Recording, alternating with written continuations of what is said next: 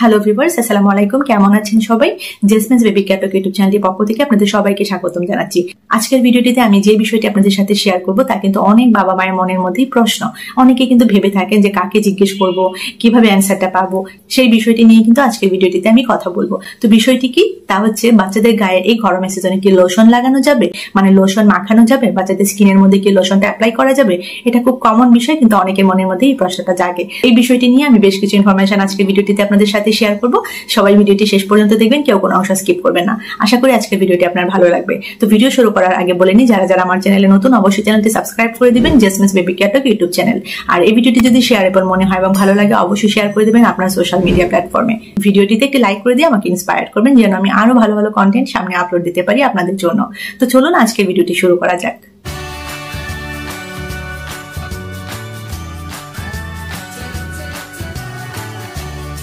তো প্রথমেই বলি যে বাচ্চাদের গায়ে কি লোশন লাগানো যাবে এই গরমের সিজনে?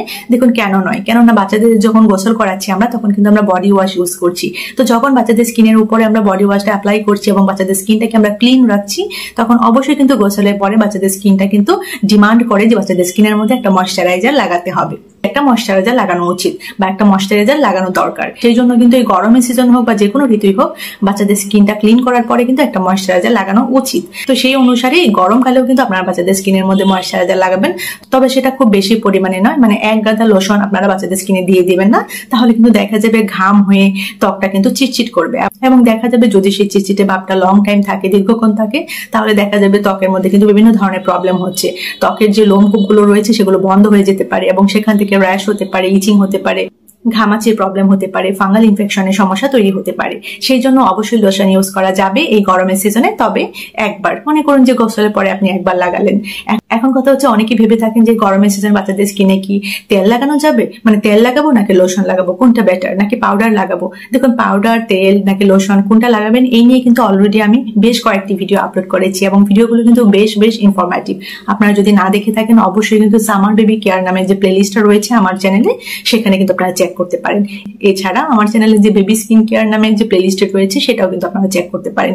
এই দুটো প্লেলিস্টই কিন্তু বাচ্চাদের স্কিন কেয়ারের জন্য অনেক গুরুত্বপূর্ণ।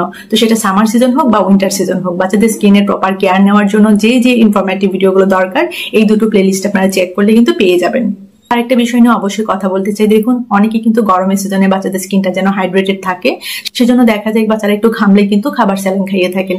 তো সেই ক্ষেত্রে আমি একটি ইনফরমেশন আপনাদেরকে দিতে চাই যে দেখুন, বাচ্চা যদি না ঘামে তাহলে গরম অনেক বেশি পড়লেও কিন্তু অযথা বাচ্চাদেরকে স্যালাইন খাওয়াতে যাবেন না।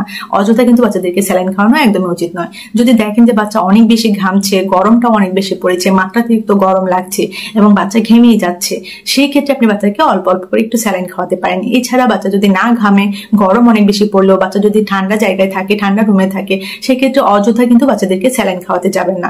কোনো কিছুই কিন্তু অতিরিক্ত ভালো নয়। কাজে আপনি বাচ্চাদের যত্ন করবেন বুঝে শুনে, এবং বাচ্চাদের কেয়ারটা যেন প্রপার ভাবে নেওয়া হয়, সেজন্য কিন্তু প্রত্যেকটি বিষয় নিয়ে কিন্তু আপনাকে খুঁটিনাটি জানতে হবে এবং সচেতন থাকতে হবে। আরেকটি বিষয় হচ্ছে, দেখুন, গরমের সিজনে দেখা যায় নবজাতক যে শিশুরা রয়েছে, আমরা যারা বড়রা রয়েছি বা অনেক সময় আমাদের দেখা যায় আমাদের গুরুজনরা কিন্তু দেখা যায় সেই নবজাতকের মাথায় কিন্তু তেল দিয়ে থাকেন। তো দেখা যায় এই গরমের সিজনে যদি বাচ্চাদের মাথায় অনেক বেশি তেল দিয়ে দেওয়া হয় বা বাচ্চাদের বডিতেও যদি অনেক বেশি তেল লাগানো হয়, মানে স্কিনের মধ্যে যদি তেল লাগিয়ে দেওয়া হয়, তো মাথায় এবং স্কিনে যদি অনেক বেশি তেল লাগানো হয়, সেখান থেকেও কিন্তু বাচ্চাটি ঠান্ডা লেগে যেতে পারে। সেই জন্য এই গরমের সিজনে বাচ্চাদের এই দিকটা কিন্তু অবশ্যই খেয়াল রাখবেন। আপনাদের যাদের বাসায় নবজাতক শিশু রয়েছে তারা কিন্তু অবশ্যই এই বিষয়টি নিয়ে সচেতন থাকবেন, নিজেরা সচেতন হবেন এবং অন্যদেরকে সচেতন করবেন। তো বাচ্চাদের মাথায় এবং গায়ে কখনোই কিন্তু এক গাদা তেল লাগাবেন না এবং গরমের সিজনে চেষ্টা করবেন তেলটা অ্যাভয়েড করতে, মাথায় তেল লাগানোটা অ্যাভয়েড করতে। যদি খুব বেশি গরম পড়ে তাহলে কিন্তু তেলটা দেওয়ার দরকার নেই, কেননা অনেক বেশি যদি মাথায় এবং গায়ে তেল লাগিয়ে দেওয়া হয়, সেটা কিন্তু বসে গিয়ে বাচ্চাটা ঠান্ডা লেগে যেতে পারে। বিষয়টা অবশ্যই আপনারা খেয়াল রাখবেন।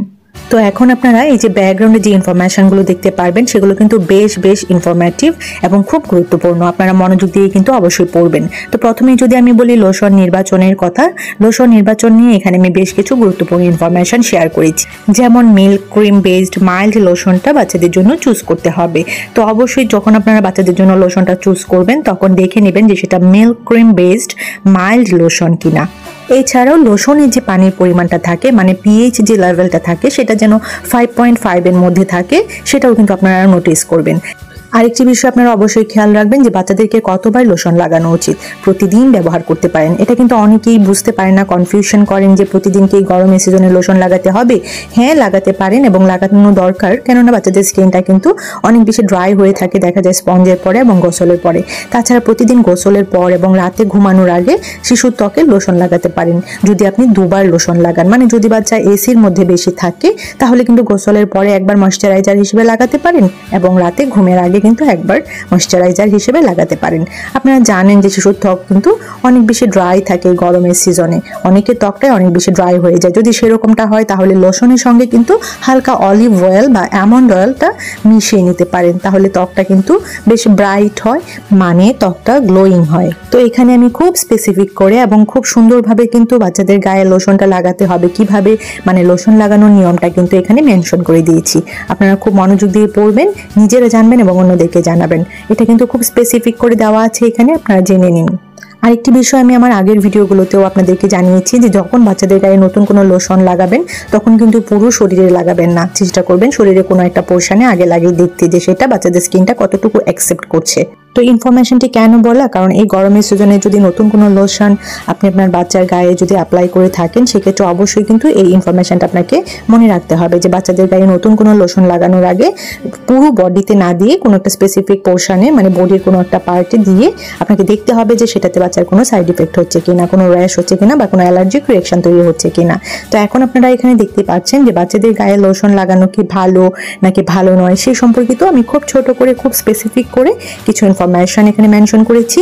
কেন আমি বলছি, কারণ আপনাদেরকে কিন্তু মনোযোগ দিয়ে পড়তে হবে, তাহলে কিন্তু আপনারা একদম পারফেক্ট ইনফরমেশনটা জানতে পারবেন।